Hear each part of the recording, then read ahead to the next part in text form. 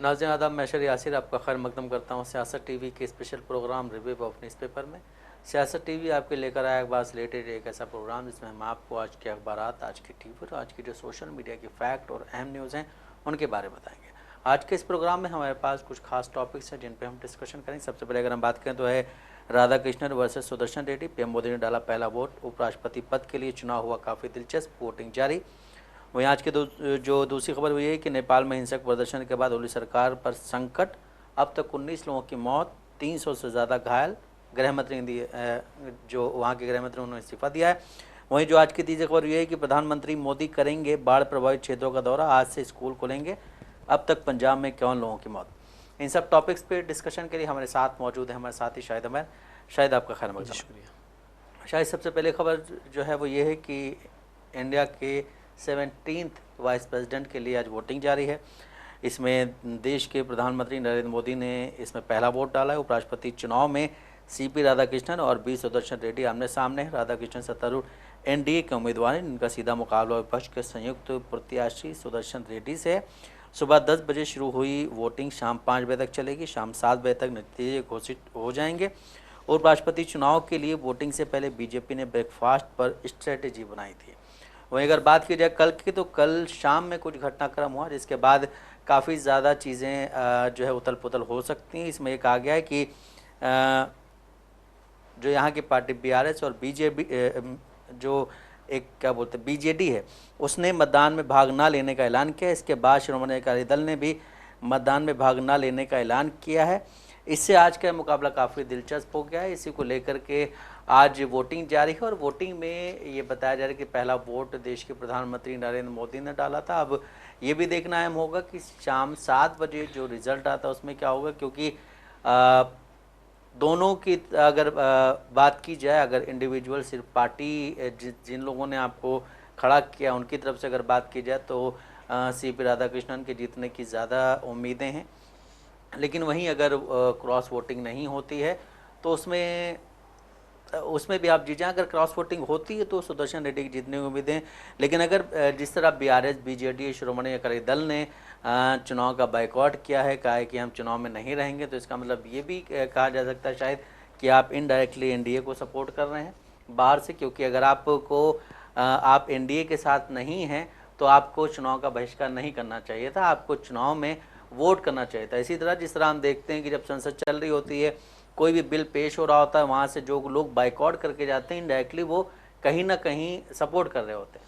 जी, अगर हम पूरी तरह से उपराष्ट्रपति चुनाव की बात करें तो कल भी हमने जिक्र किया था, कल हमने बाकायदा आंकड़ा भी बताया था कि आखिरकार एनडीए मजबूत क्यों है। और अगर हम आज भी बात करें तो पहले प्रधानमंत्री मोदी ने खुद अपना वोटिंग किया, क्योंकि इस चुनाव में राज्यसभा और जो लोकसभा के मेंबर होते हैं वही सिर्फ वोटिंग कर सकते हैं, ना एमएलसी ना एमएलए। इसमें ये लोग, इनका अधिकार नहीं कि वोटिंग करें। लेकिन इससे सबसे बड़ी बात यह है कि जिस तरह से कुछ पार्टियों ने इसका बहिष्कार किया है, तो अब सवाल ये खड़ा हो रहा है कि बहिष्कार करने से आखिर वो फ़ायदा किसको पहुँचाना चाह रहे हैं। अगर वो एनडीए के साथ हैं तो फिर उनको वोट करना चाहिए, या फिर क्या वो दोनों तरफ बैलेंस करने की कोशिश कर रहे हैं कि हम किसी के पक्ष में नहीं हैं। अगर हम आज बात करें, आपको देश के हित में किसी ना किसी के पक्ष में आना पड़ेगा। रीज़न ये है कि इस वक्त आप खुद ये कह रहे हैं, ये जो 2-3 पार्टियां ये खुद ये कह रही हैं अभी तक कि देश में सही चीज़ें नहीं चल रही, कानून व्यवस्था सही नहीं है, बहुत सारी चीज़ों पे आप अगर अपनी आवाज़ उठा रहे हैं तो आपको किसी ना किसी का मैं नहीं कह रहा हूँ कि आप बी सुदर्शन रेड्डी का सपोर्ट कीजिए या फिर आप सीपी राधाकृष्णन का ही सपोर्ट कीजिए, आप किसी एक के साथ जाइए ताकि आपका स्टैंड क्लियर हो। इसका मतलब ये है कि आपका स्टैंड क्लियर ही नहीं है। अभी हमने देखा है एक क्या बोलते हैं फोटो सामने जिसमें चंद्रशेखर आज़ाद जिन्होंने जो है उनका सपोर्ट किया बी सुदर्शन रेड्डी का, और एक राजस्थान से आते हनुमान बेनीवाल, उन्होंने भी सपोर्ट किया बी सुदर्शन रेड्डी का। तो इससे ये चीज़ें सामने आई हैं कि जो लोग भी संविधान के अच्छे से चलने की बात करते हैं, जो लोग ये चाहते हैं कि देश की जो है जो चीज़ें हैं वो सही से चलें, तो उन लोगों ने सपोर्ट किया उनको। लेकिन वहीं अगर बात की जाए जिस तरह हम बात करें बीजेडी की, बीआरएस की या श्रोमणी अकाली दल की, तो आपने डायरेक्टली, मतलब ये भी नहीं कि इनडायरेक्टली, आपने डायरेक्टली एनडीए को सपोर्ट किया। देखिए, अगर हम इस चुनाव पे पूरी बात करें, अगर हम जिन्होंने समर्थन किया उसकी बात करें या फिर जिन्होंने समर्थन नहीं किया, तो इसमें काफ़ी कुछ हद तक समानता है, तो कुछ अंतर देखा जा रहा है। क्योंकि अभी आपने बीआरएस का जिक्र किया, बीजू जनता दल का जिक्र किया, तो ये लोग तो पूरे तौर पे इंडिया का समर्थन नहीं करे। लेकिन सबसे बड़ी बात यह है कि खुद कल एक फोटो सामने है जिसमें देखा गया कि हनुमान बेनीवाल और चंद्रशेखर आज़ाद, इन्होंने इंडिया ब्लॉक को समर्थन दिया। हालांकि दोनों के पास एक एक खुद वो लोग सांसद हैं, तो उन्होंने इंडिया ब्लॉक को समर्थन दिया। ठीक इलेक्शन से 2 दिन पहले एमआईएम प्रमुख असदुद्दीन ओवैसी ने भी कहा कि हमारे पास कॉल आया था, हमने खुद बी सुदर्शन रेड्डी से बात की, तो हमने भी समर्थन दिया। तो आप ये देखें कि किस तरह से इंडिया ब्लॉक कुछ हद तक तो एक है कि जो छोटी छोटी पार्टियां हैं, चाहे हम क्षेत्रीय पार्टियों की बात करें या फिर नेशनल पार्टियों की बात करें, तो वो लोग आगे बढ़ के आ रहे हैं। इसमें एक तस्वीर और भी खास सामने आई, क्योंकि देखा गया कि समाजवादी पार्टी तरफ से किस तरह से सारे सांसद एक जगह नजर आए। खुद समाजवादी पार्टी तरफ से अखिलेश यादव ने कहा कि भाजपा इस्तेमाल पार्टी है, पहले इस्तेमाल करो फिर बर्बाद करो। उन्होंने जगदीप धनखड़ को लेकर तंज कसा, क्योंकि जगदीप धनखड़ इस्तीफा देने के बाद से अभी तक ना तो वो मीडिया के सामने आए और ना ही एक भी बार उन्होंने इस बात का जिक्र किया कि आखिरकार इस्तीफा उनसे क्यों लिया गया, या फिर सच में वो स्वास्थ्य हवाला का देते हुए जो उन्होंने इस्तीफा दिया था उसमें कोई सच्चाई है। तो इस पर अखिलेश यादव ने तंज कसा और कहा कि भाजपा इस्तेमाल पार्टी है, पहले इस्तेमाल करो फिर बर्बाद करो, ऐसा उन्होंने भाजपा पे एलिगेशन लगाया। लेकिन आज जिस तरह से देखा गया कि जो कतार में नेता खड़े हैं उसमें सबसे ज़्यादा समाजवादी पार्टी के नेता, अभी तक जो तस्वीर सामने आई थी उसमें वो सामने आ रहे थे, लाल टोपी पहने, लाल गमछा। तो आप समझ सकते हैं किस तरह से इस बार का जो एनडीए जो उपराष्ट्रपति का चुनाव है उसमें चाहे पक्ष हो या विपक्ष हो, पूरी तरह से मजबूती के साथ खड़ी है। आज खुद बी सुदर्शन रेड्डी ने कहा कि अभी भी हम जीत के लिए पूरी तरह से आश्वस्त हैं और हमारी जीत हो रही। क्रॉस वोटिंग के मामले में जब उनसे सवाल किया गया तो उन्होंने इससे बिल्कुल परहेज किया, कहा क्रॉस वोटिंग में कोई सवाल ही नहीं खड़ा होता और हम पूरी तरीके से जीत रहे। जब मीडिया ने सवाल उनसे ये भी कहा कि आखिरकार जीत के बाद आपका स्ट्रेटजी क्या बनेगी, तो उन्होंने कहा कि पहले रिजल्ट आने दीजिए। तो अगर हम इंडिया की बात करें तो उनके तरफ से भी कुछ लोगों ने ये कहा कि हम कैसे मान लें कि कोई एक जीत रहा है, ये लोकतांत्रिक देश है, इसमें निष्पक्ष चुनाव होते हैं, तो अभी तक हमारी जीत सुनिश्चित है। तो अगर इंडिया की बात करें या इंडिया की बात करें, दोनों जीत का दावा कर रहे हैं। लेकिन सबसे ज़्यादा अभी तक जो आंकड़े बता रहे हैं उसमें यही कहा जा रहा है कि एनडीए है उसके पास बहुमत पूरी तौर पर है, तो उसका जीत सुनिश्चित है। लेकिन अगर क्रॉस वोटिंग की बात हुई या फिर कुछ सांसद अगर गैर हाजिर रहे तो शायद मामला कुछ गड़बड़ हो सकता है। लेकिन अगर हम गैर हाजिरी की बात करें तो उससे पहले इंडिया ब्लॉक और एनडीए दोनों ने बाकायदा वोटिंग से ठीक 1 से 2 दिन पहले सारे सांसदों को दिल्ली में इकट्ठा किया, सबको ट्रेनिंग दी गई और सबको ये बताया गया कि आखिर वोटिंग कैसे करना है। हालांकि महज ये एक बहाना था, असल तो मकसद यही था कि सारे जो सांसद हैं या फिर जितने लोग वोट देने वाले हैं उनको हाईजैक कर लिया जाए, ताकि किसी भी तरह का कोई बहाना ना चले, कोई ऐसा स्वास्थ्य का हवाला या फिर कोई भी ऐसा रीजन ना दे कि वो दिल्ली में मौजूद ना रहे। लेकिन आज शाम 4 बजे तक वोटिंग होनी है, शाम 7 बजे रिजल्ट आएगा। तो अब देखने वाली बात होगी कि उसमें माफ कीजिएगा 5 बजे तक वोटिंग होगी, और जब रिजल्ट आने के बाद देखने वाली बात होगी कि जीत किसकी होती है। और इंडिया ब्लॉक के पास जितने सांसद हैं, जितने लोग वोट कर सकते हैं, तो इस पर भी आंकड़े पे गौर करने वाली बात होगी कि क्या सभी सांसद दिल्ली में मौजूद होते हैं, वोटिंग करते हैं, या इनके भी कुछ सांसद गैर हाजिर होते हैं। बिल्कुल सही, जिस तरह आपने जो इशारा दिया है कि कुछ सांसद गैर हाजिर होते हैं, इसी तरह अभी हमने कल देखा कि राहुल गांधी हिंदुस्तान में नहीं है। अब क्या पता हो रात में आ पाए हैं कि नहीं आ पाए हैं, तो एक वोट तो वो कर जाएगा। उसके बाद जिस तरह अभी हम देख रहे हैं कि देवेगौड़ा को व्हील चेयर पे ले जाया जा रहा है, और कई ऐसे सांसद जो बीमार हैं उनको भी ले जाया जा रहा है। एनडीए की तरफ से पूरी तरह से तैयारी की गई है, एनडीए की तरफ से पूरी मतलब जितने भी हो सके सारे सांसद वहाँ मौजूद हैं वोट देने के लिए। लेकिन सबसे अहम चीज़ ये है कि जो राष्ट्रपति नॉमिनी होते हैं राज्यसभा के, उनका वोट किधर जाता है, क्योंकि अगर देखा जाए तो राष्ट्रपति नॉमिनी में भी कुछ लोग ऐसे भी हैं जो इस वक्त जो देश के हालात हैं उनसे वो खुश नहीं है। और फिर अगर बात की जाए, अभी हम जिस तरह बात कर रहे थे कि बीआरएस, बीजेडी और शिरोमणि अकाली दल की, आपने ये तो सबूत दे दिया है कि हम इंडिया गठबंधन के साथ नहीं हैं, और आप अगर वोट कर देते एनडीए को तो ये सीधा मतलब लोगों के लिए क्लियर हो जाता। अभी भी आपने वो अपना एक छोटा सा तार छुपा कर रखा हुआ है कि अभी हम किसी के साथ नहीं हैं।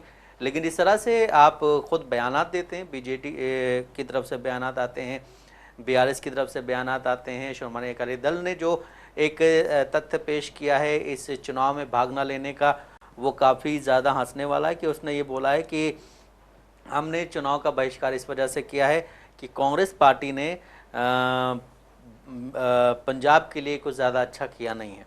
तो ये एक अजीब सी चीज़ हो गई कि आपने एक ऐसा बयान दे दिया है जिससे ये आपने भी अपनी चीज़ें क्लियर नहीं की, आपने पंजाब के लोगों पे चीज़ें डाल दी हैं।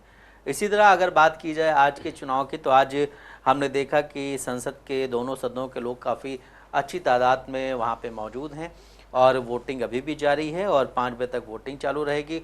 उसके बाद 7 बजे इसके रिज़ल्ट की घोषणा होगी। लेकिन जिस तरह अभी शाहिद ने बोला कि बी सुदर्शन रेड्डी का भी ये कहना है कि हम जीत रहे हैं और एनडीए के जो उम्मीदवार हैं उनका भी कहना है कि हम जीत रहे हैं। चुनाव में जब 2 लोग होते हैं और चुनाव में जितने भी लोग होते हैं सबका यही होता है कि हम जीत रहे हैं। अभी जिस तरह हम बात करें बिहार की, तो बिहार में भी जिस तरह से चुनाव होने वाले, तो वहाँ पे भी पीके का कहना है कि मैं जीत रहा हूँ, एनडीए का कहना है मैं जीत रहा हूँ, इंडिया गठबंधन का कहना है मैं जीत रहा हूँ। चुनाव में जितने भी लोग उतरे होते हैं उन सबका यही कहना होता है कि हम जीत रहे हैं। लेकिन असली जो मुद्दे होते हैं, असली जो चीज़ें होती हैं, वो रिजल्ट के बाद सामने आती हैं। इसमें अगर हम ये जो उपराष्ट्रपति का चुनाव है, ये अपने आप में इसलिए भी खास है कि किस तरह से एक उपराष्ट्रपति से इस्तीफा लिया गया, उसके बाद से बीजेपी ने ऐसे उम्मीदवार को लाया जो कि आरएसएस से उनका पुराना रिश्ता रहा है। और ऐसे समय में जब महाराष्ट्र में अभी हाल ही में इलेक्शन खत्म हुए हैं, महाराष्ट्र में वोट चोरी को लेकर राहुल गांधी ने कई सारे तथ्य सामने रखे, कई सारे एलिगेशन लगाए। उसके बाद से महाराष्ट्र में हाल ही में एक ऐसा आंदोलन चला, उस पर भी काफ़ी बात हुई। उसके बाद से भाषा विवाद को लेकर काफ़ी वहाँ पे पुरजोर तरीके से प्रदर्शन हुआ, लोगों में नाराजगी रही। इन सभी के बीच महाराष्ट्र से उम्मीदवार को लाना, उसके बाद से माफ़ कीजिएगा महाराष्ट्र के से जो राज्यपाल है उनको लाना, फिर उसके बाद से एक दूसरा चेहरा ये कि वो साउथ का होना। तो एक साथ बीजेपी 2 कार्ड खेल रही है। एक तो महाराष्ट्र की जनता भी खुश, ऊपर से साउथ के जितने वोटर हैं, साउथ की जितने भी स्टेट हैं वो खुश। लेकिन इसमें गौर करने वाली बात है कि जिस तरह से बीआरएस की तरफ से कल प्रेस मीडिया से बात करते हुए माफ़ कीजिएगा केटीआर ने कहा कि हम इंडिया ब्लॉग या फिर इंडिया को इसलिए समर्थन नहीं दे रहे हैं क्योंकि किसानों को लेकर काफ़ी यहाँ पे परेशानी है। यूरिया का उन्होंने जिक्र किया। उससे ठीक एक दिन पहले पुन्नम प्रभाकर ने खुद कहा यूरिया का जहाँ तक मामला है वो केंद्र कल ही बोला था जी कि केंद्र सरकार का इसमें हाथ होता है। अगर केंद्र सरकार की तरफ से पूरी तरह से यूरिया अगर हमें राज्य स्टेट गवर्नमेंट को मिले तो हम किसानों को देने के लिए पूरी तरह से हम सक्षम है, हम देंगे। लेकिन उन्होंने ये भी कहा कि इस राज्य में कई मंत्री हैं, कई सांसद, तो आखिरकार बीजेपी इसको मुद्दा क्यों नहीं बना रही है। अगर हम केटीआर की बात करें तो केटीआर को भी ये समझना चाहिए कि जब ये सब चीज़ें अगर केंद्र सरकार के हाथ में है तो फिर वो जनता को गुमराह करने की क्यों कोशिश कर रहे हैं और क्या रीज़न है कि बार बार वो कांग्रेस पे एलिगेशन लगा रहे हैं। क्योंकि अगर हम यूरिया की बात करें तो सिर्फ तेलंगाना से राज्य नहीं है जहाँ पे किसान यूरिया को लेकर परेशान है, वो चाहे बिहार हो, उत्तर प्रदेश हो या और तमाम राज्य है जहाँ पे किसान लगातार परेशान है। यूरिया खाद को लेकर उनकी परेशानी लगातार बढ़ती जा रही है। कई जगह से ऐसी तस्वीरें सामने आई जहाँ पे देखा गया कि पुलिस प्रशासन किसानों पर लाठियां बरसा रही है जबकि वो कतार में खड़े यूरिया लेने के लिए। तो यूरिया की जहां तक बात है उसमें केंद्र सरकार जब तक राज्य सरकार के साथ सहायता ना करे, क्योंकि ये जो मामला है ये पूरा केंद्र सरकार के हाथ में होता है। लेकिन उसके बावजूद अगर केटीआर जनता को ये बताने की कोशिश कर रहे हैं कि तेलंगाना में कांग्रेस गवर्नमेंट है फेलियर, तो ये अपने आप में एक तरह से कहा जा सकता है कि जनता को गुमराह करने की कोशिश की जा रही है। क्योंकि पुन्नम प्रभाकर ने खुद कहा कि ये यूरिया का जहां तक मामला है कि अगर केंद्र सरकार हमें पूरी तरीके से यूरिया अगर स्टेट गवर्नमेंट को दे, अगर उसके बाद स्टेट गवर्नमेंट किसानों तक यूरिया नहीं पहुंचा पा रही है तब कांग्रेस सरकार पर सवाल खड़ा किया जाए। लेकिन जिस तरह से केटीआर ने ऐसा बयान दिया कि यूरिया का जिक्र किया, उसके बाद से एनडीए और इंडिया दोनों से पलड़ा झाड़ लिया, तो अब आने वाले वक्त में देखने वाली बात होगी कि केटीआर का जो अगला बयान होता है वो किसकी तरफ इशारा करता है। क्योंकि अभी हाल ही में देखा गया तो बीआरएस पार्टी की तरफ से कई ऐसे मामले सामने हैं जहाँ पे साफ तौर पर लग रहा है कि अभी खुद बीआरएस पार्टी स्थिर नहीं है। बिल्कुल, अपने आप में ही काफ़ी ज़्यादा चीज़ें उनकी चल रही हैं। लेकिन जिस तरह से जो बयान दिए जा रहे हैं और जिस तरह से हमने देखा कि लोकसभा चुनाव में जो चीज़ें सामने आई थी उसमें कई सारी खबरें भी सामने आई थी, तो उन सब चीज़ों से अंदाज़ा लगाया जा रहा है कि केटीआर ने जो एक फ़ैसला लिया है वो शायद बीजेपी के दबाव में भी लिया जा सकता है। क्योंकि आप बीजेपी को सपोर्ट खोल के नहीं करें एनडीए को, लेकिन आप अगर कहीं से भी बाइकआउट करते हैं और किसी का बाइकआउट करते तो इसका मतलब ये कि आप एक न एक को सपोर्ट करें, क्योंकि आपके वोट की अहमियत बहुत होती है वहाँ पे। जिस तरह हम बात करें जो शिरोमणि अकाली दल की भी अहमियत बहुत ज़्यादा है, बीजेडी की भी वहाँ पे अहमियत बहुत ज़्यादा है और बीआरएस की भी अहमियत बहुत ज़्यादा है। लेकिन अगर आप सपोर्ट नहीं कर रहे हैं, आप वोटिंग का बहिष्कार करें, तो इसका मतलब ये कि आप एनडीए के प्रत्याशी जो हैं उनका सपोर्ट करें, इनडायरेक्टली सपोर्ट कर रहे हैं। लेकिन वहीं अगर बात की जाए नेपाल की, तो हमने देखा कल पूरा दिन नेपाल में किस तरह से जन आक्रोश रहा। सोशल मीडिया बैन के खिलाफ जेनजी युवाओं का गुस्सा काफ़ी ज़्यादा फूटा। राजधानी काठमांडू से लेकर कई शहरों में हज़ारों युवाओं ने सड़कों पर उतरकर ज़ोरदार प्रदर्शन किया। ये आंदोलन धीरे धीरे हिंसक हो गए, जिसमें जो खबरें आ रही इसमें बताया जा रहा है कि 19 लोगों की मौत हुई है, वहीं 300 से ज़्यादा लोग घायल हुए हैं। हालात बिगड़ने पर देर रात सरकार ने सोशल मीडिया से प्रतिबंध हटा लिया है। वहीं लोगों का यह कहना है कि भ्रष्टाचार, असमानता और घोटालों के आरोप लगाते हुए देश की जनता ने संसद तक पहुंचकर अपना आक्रोश व्यक्त किया है। युवाओं के गुस्से की आग से संकट को गहराता देख सरकार ने एक बैठक बुलाई। नेपाल में बांग्लादेश जैसा तख्तापलट होने की भी आशंका जताई जा रही है। सरकार के खिलाफ प्रदर्शन कर रहे लोगों का कहना है कि ओली सरकार का समय अब खत्म हो चुका है, अब हम आपकी लीडरशिप नहीं चाहते हैं। तो ये भी एक अहम चीज़ हो गई है कि कल जिस तरह से हमने देखा कि पूरा दिन नेपाल के जो राजधानी काठमांडू है वहाँ पे किस तरह से प्रोटेस्ट हुए, पुलिस ने गोलियां चलाई, शूट एंड एट साइट का ऑर्डर मिला।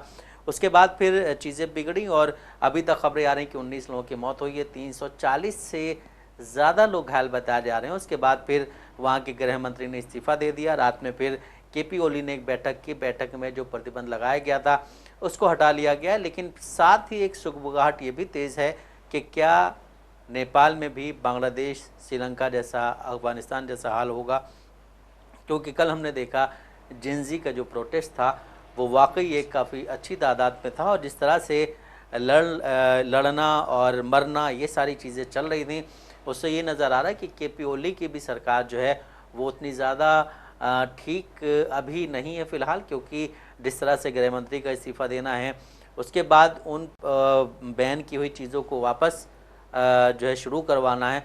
तो ये अपने आप में एक ये चीज़ बता दी कि आप जो है अगर जनता रोड पे निकलती है, जनता सड़कों पे निकलती है तो वो एक एक चाहे जितनी भी स्टेबल गवर्नमेंट हो उसको अनस्टेबल करने की क्षमता रखती है। देखिए, अगर हम नेपाल के पूरी कल जिस तरह से प्रदर्शन रहा अगर उस पर हम गौर करें तो जिस तरह से कहा जा रहा है क्या कि श्रीलंका, अफगानिस्तान या और तमाम जो देश हैं उनका जिक्र किया गया, बांग्लादेश की बात करें, लेकिन उनमें और इनमें काफ़ी फ़र्क है। कल जिस तरह से वहाँ पे लोगों ने प्रदर्शन किया, कहा जा रहा है अभी तक जो रिपोर्ट सामने है उसमें 19 लोगों की मौत हुई है, वही करीब 300 से ज़्यादा लोग घायल हैं। लेकिन इसी बीच बड़ी जिम्मेदारी लेते हुए वहाँ के जो गृह मंत्री है रमेश लेखक, उन्होंने अपने पद से इस्तीफा दे दिया। तो एक तरह से ये समझा जा सकता है कि खुद जो सरकार में है उनको ये जब एहसास हुआ कि ये गलत है तो उन्होंने अपनी नैतिक जिम्मेदारी ली, उसके बाद से इस्तीफा दे दिया। अगर हिंदुस्तान की बात करें तो यहाँ पे ना जाने कितने हादसे हो जाते हैं, सिर्फ आरोप प्रत्यारोप विपक्षों पर लगता है। अगर हम यहाँ पे इसकी अगर हम इस्तीफे की बात करें तो तमाम दूर की बात है।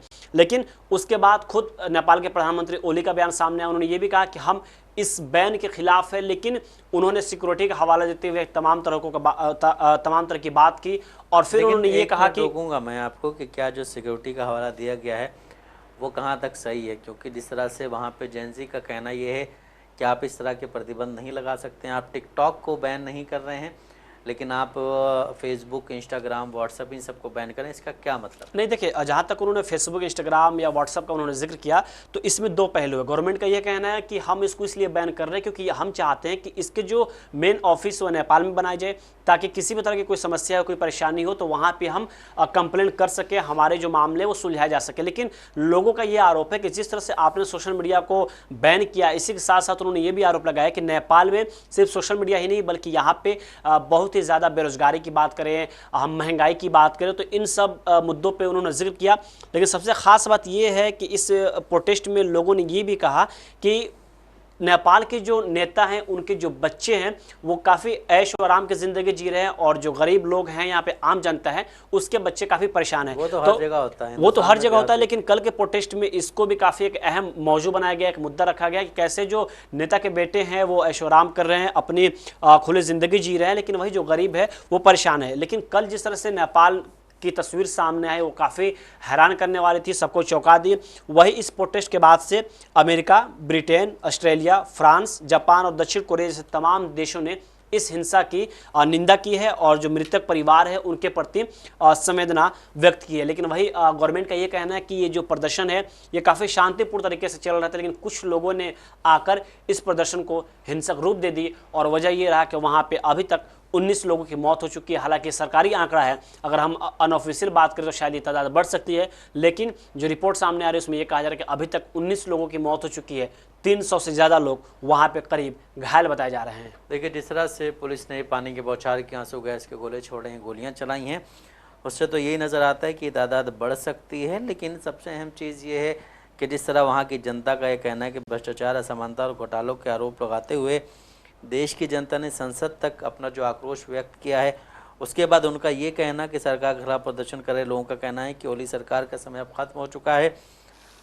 अब हम आपकी लीडरशिप नहीं चाहते। तो इससे भी अंदाज़ा लगाया जा रहा है कि जिस तरह से कल जो प्रदर्शन हुआ था, कल हमने देखा कि पूरा दिन नेपाल में किस तरह के प्रदर्शन हुए हैं, आंसू गैस के गोले छोड़े गए, गोलियां चलाई गईं, पानी की बौछार की गई और पुलिस के साथ धक्का मुक्की हुई, वहाँ की जो फोर्सेस हैं उनके साथ धक्का मुक्की हुई, जिसके बाद फिर गोली मारने के आदेश दिए गए थे। इन सब चीज़ों से अलग अगर हम सोचें तो जिस तरह से अभी आपने बोला कि नेपाल गवर्नमेंट का कहना है कि आप सारे ऑफिसेज जो हैं वो यहाँ बनाए। क्या टिकटॉक का ऑफिस वहाँ पे है? टिकटॉक को आपने बैन नहीं किया है, इसका मतलब आपके चाइना से संबंध अच्छे हैं तो आप सबको ख़त्म कर देंगे। अगर आपके पास टिकटॉक का ऑफिस वहाँ पे तो आप ये चीज़ें कह सकते हैं, लेकिन सबसे अहम चीज़ है कि जो 19 लोग मरे हैं या जो 340 से ज़्यादा लोग जो हैं वो घायल हुए हैं, उनके प्रति आपकी क्या चीज़ें हैं? अगर आपने जो बात कही कि वहाँ के लोगों का ये कहना है कि नेताओं के बच्चे ऐशो आराम की ज़िंदगी जी रहे हैं, तो आप हिंदुस्तान में भी देख लीजिए, जो नेता खड़े होकर के रोड पे ये कहते हैं कि आप प्रदर्शन में निकलिए, ये करिए वो करिए, उनके बच्चे कहाँ हैं? अभी अगर बात की जाए क्या बोलते हैं मध्य प्रदेश के, तो वहाँ पे एक यंग लीडर लड़का जो है वो क्रिकेट एसोसिएशन का हेड बनने वाला है मध्य प्रदेश का। वो कौन है, किस फैमिली से बिलोंग करते हैं? भाई भतीजावाद की बात अगर की जाए तो बीजेपी हमेशा इसके खिलाफ रहती है, लेकिन अपने ही जो नेता हैं उन्हीं के बच्चे क्या क्या कर रहे हैं ये सबको नज़र आता है। जिस तरह से अभी 2-3 दिन पहले कांग्रेस ने एक प्रेस कॉन्फ्रेंस की थी, पवन खेरा ने कहा था कि ये चाचा भतीजे की जोड़ी है। कई ऐसे लीडर्स हैं जिनके बच्चों को कुछ ऐसी चीज़ें दी जा रही हैं सरकार की तरफ से कि वो उनको चला रहे हैं, उसके बाद आगे चल के वो अपनी जो फैमिली लेगेसी है उसको आगे लेकर के जाएंगे, इलेक्शन लड़ेंगे। जिस तरह हमने देखा कि सुषमा स्वराज की जो बेटी हैं बांसुरी स्वराज, उनसे जब पूछा गया कि आपको ऐसा नहीं लगता है कि बीजेपी जो परिवारवाद की बात करती है तो आपको अचानक टिकट देना, तो उनका ये कहना था कि मैं काफ़ी समय से बीजेपी के लिए काम कर रही हूँ, मैं वकील हूँ पेशे से, और बीजेपी के लिए जितने भी जो केसेस होते हैं उन पे मैं काम करती हूँ, उसके बाद फिर मुझे ये टिकट तोहफे में मिला है और उसके लिए मैंने काम भी बहुत किया है। ये मेरी माँ की उससे नहीं मिला है, मेरी मेहनत से मिला है।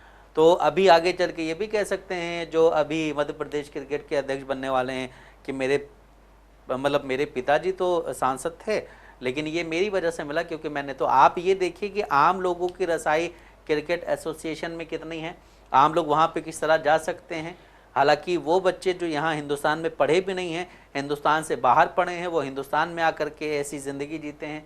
तो ये हर जगह की राजनीति में होता है। अगर आप एशियाई देशों की बात करें तो हर जगह यही होता है कि जब शेख हसीना बांग्लादेश से हिंदुस्तान आई थी, उनके बच्चे कहाँ रह रहे हैं, या फिर और जो अतराफ़ में जो एरियाज़ जो कंट्रीज़ हैं एशिया की, उनमें जब ऐसी चीज़ें होती हैं तो उसमें चीज़ें सामने जो आती हैं वो ये आती हैं कि उनके बच्चे, उनका परिवार वहाँ नहीं है, वो सारे बाहर रहते हैं, ये खुद छुट्टी मनाने के लिए बाहर जाते हैं। बस एक बात हम जिक्र करते हैं कि अभी आपने नेपाल में टिकटॉक का जिक्र किया, तो नेपाल की तरफ से ये कहा गया है कि नेपाल में जो नियम बनाए गए टिकटॉक के, उसके तहत उन्होंने रजिस्टर यानी पंजीकरण किया है। और अब देखने वाली बात हो कि नेपाल में टिकटॉक का जो ऑफिस है वो खुलता है कि नहीं। हालांकि जब पंजीकरण हो गया तो उसके बाद से शायद नेपाल में ऑफिस खुले, लेकिन बाकी जो सोशल मीडिया है जिसको बैन किया गया है, गवर्नमेंट का ये कहना है कि हमारी जो पॉलिसी है, जो पंजीकरण है, उसके तहत ये सोशल मीडिया यहाँ पे पंजीकरण नहीं करा रहे हैं। और यही वजह रहा कि टिकटॉक वहाँ पे जो बैन था उसको खोल दिया गया और बाकी सोशल मीडिया पे बैन लगाए जा रहे हैं। बिल्कुल सही हो। जिस तरह से आपने बताया कि अभी टिकटॉक पे जो बैन लगाया है, जो वहाँ पे सोशल मीडिया पे बैन लगाया गया है, उसको लेकर के सरकार ने एडवाइजरी भी जारी की। उसके बाद ही हम बात कर रहे थे आज कि देश के उपराष्ट्रपति पद के लिए चुनाव हो रहा है, जिसमें सीपी राधाकृष्णन और बी सुदर्शन रेड्डी आमने सामने हैं। इसको लेकर के शाम 7 बजे रिजल्ट सामने आएंगे, उसके बाद ये पता चल जाएगा देश का अगला मतलब 17वां 17th उपराष्ट्रपति कौन होगा। वहीं हमने बताया कि नेपाल में आज जो रात में मीटिंग हुई उसके बाद सोशल मीडिया से बैन हटा लिया गया। लेकिन एक खबर और है जो मैं हल्की से बता दूं कि आज देश के प्रधानमंत्री पंजाब और हिमाचल प्रदेश का दौरा करेंगे। हवाई यात्रा से वो देखेंगे कितना नुकसान हुआ है, उसके बाद शायद वो सहायता देंगे। तो नाज़रीन, जैसे कि आपने देखा, हमने आपको न्यूज़पेपर्स के जरिए अहम खबरों से रूबरू कर, ऐसी ज़रूरी खबरों से रूबरू होने के लिए हमारे साथ जुड़े रहें। और अगर आपको इस प्रोग्राम से रिलेटेड कोई भी राय देनी है तो हमें कमेंट बॉक्स में ज़रूर लिख सकते हैं। इसी के साथ हमारा प्रोग्राम ये ख़त्म होता है। मुझे मेरे साथी शायद हमारे को दी इजाज़त। आप बने रहें सियासत टीवी के साथ। अल्लाह हाफ़िज़।